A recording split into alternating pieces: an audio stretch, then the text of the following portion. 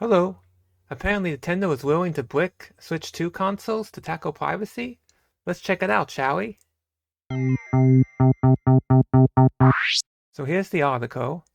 Nintendo has made some major changes to its account user agreement and privacy policies in an attempt to stop Switch 2 piracy.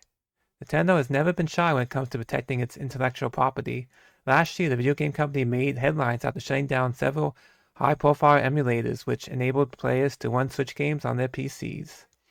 It doesn't make any sense. They should just let them put the games on PC. They wouldn't have that issue, but Nintendo really holds on to their games.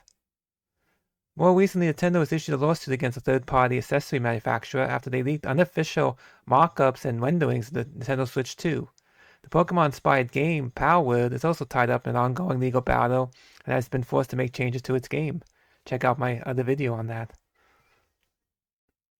However, Nintendo has outlined a new method that it hopes will stop Switch 2 piracy dead in its tracks. So then they'll be able to brick Switch 2 consoles. That's not good. So as discovered by GameFile Steven Totillo, Nintendo will be able to brick Switch 2 systems that bypass modifying, decrypt, defeat, tamper with their games and services. As of May 8th, Nintendo has started rolling out emails to all Nintendo account users. I should check my email, I guess, which has now come with some amendments to its user agreement policy. Full update can be found below.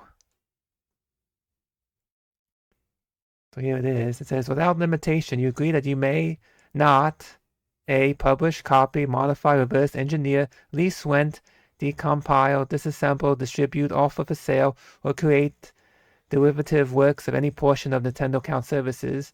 B. Bypass, modify, decrypt, defeat, tamper with, or otherwise circumvent any of the functions or protections of Nintendo account services, including through the use of hardware or software that would cause Nintendo account services to operate other than in accordance with its documentation and intended use. C. Obtain, install, or use any unauthorized copies of Nintendo account services. Or D. Exploit the Nintendo account services in any manner other than to use them in accordance with the applicable documentation intent used in each case without Nintendo's written consent or express authorization or unless authorized, expressly permitted by applicable law. So pretty much you're not allowed to do anything fun with Nintendo. That's how I pretty much see it as. Your acknowledgement that if you fail to comply with the foregoing restrictions, Nintendo may render Nintendo account services and the applicable Nintendo device permanently unusable in whole or in part. Interesting.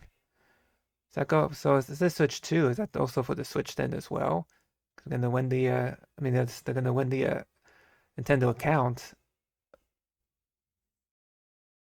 which I guess that would pretty much would cause you to be able to play a Nintendo Switch console, because if you can't, if they delete, if they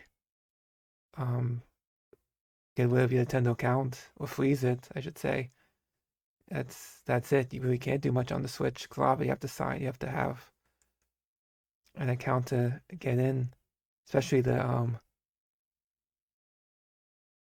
well, they have emulators on there, but so you need to pay for that anyway. But interesting. So as you can see, the most important part here is the actual bricking of the player's consoles, which we've bolded. Totiro points out that the new agreement is much more intense in its nature, especially when it comes to Nintendo being able to win the Switch 2 consoles permanently unusable. Interesting. So I guess the Switch is fine, but Switch 2 to be able to really just brick it, you won't be able to. They'll just cause it to stop working. You won't be able to use it if you don't follow their agreement, the terms. Well, this is a problem for anyone who's looking to play their games legally. It's clear Nintendo is keen to clamp down on future Switch 2 piracy, even though the console releases on June 5th. One more reason why I'm not in any rush to get Nintendo Switch 2. I really don't play my Nintendo Switch as much. I use it on stream nowadays, but that's really it. So that's very interesting that they'll be able to cut you off if you don't follow their terms. And at the same time, what's that really mean? And if one little thing means they'll whip you from your account and cause your Switch 2 to permanently work. I don't know how that works and who's in charge of that and what exactly will cause you to lose your Switch 2 console and your server and your account. Very interesting. Why can't we all just get along, Nintendo? Just put your games on PC, and they wouldn't have this issue.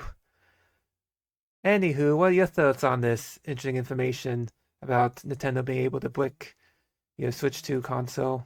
Please leave your comments down below. I'd love to hear from you. Is it Nintendo going too far? Or maybe not far enough? I think they're going too far, personally. But thank you for watching, and I'll catch you next time. Bye.